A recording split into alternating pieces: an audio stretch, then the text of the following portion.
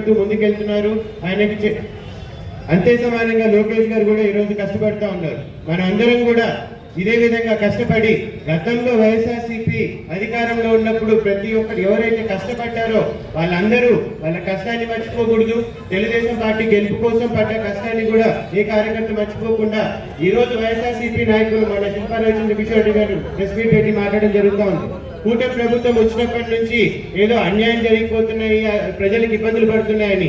మీ 5 సంవత్సరాలు మీరు అధికారంలో ఉన్నప్పుడు మీరు చేసిన ఒక్క మంచి పని చెప్పుకోలేని పరిస్థితిలో మీరున్నారు. మొత్తం రాష్ట్రంలో కానీ నంద్యాల కాన్స్టిట్యున్సీలో కానీ గతంలో ఎప్పుడో 7 సంవత్సరాల ముందు జరుగుతున్న అభివృద్ధి పనులను కూడా మీరు కొనసాగించలేక బదులు ఆపేసినవే ఉన్నాయి.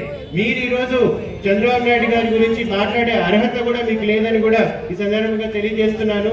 ప్రతి ఒక్క తెలుగుదేశం పార్టీ కార్యకర్త కానీ నాయకులు కానీ వైఎస్ఆర్సీపీ నాయకులు మాట్లాడే ప్రతిదాన్ని కూడా తిప్పికొట్టేదానికి ముందుండాలని కోరుతున్నాను. రాబోయే మానాడుని ప్రతి ఒక్కరు కూడా విజయవంతం చేయాల్సిందిగా మనస్ఫూర్తిగా కోరుకుంటూ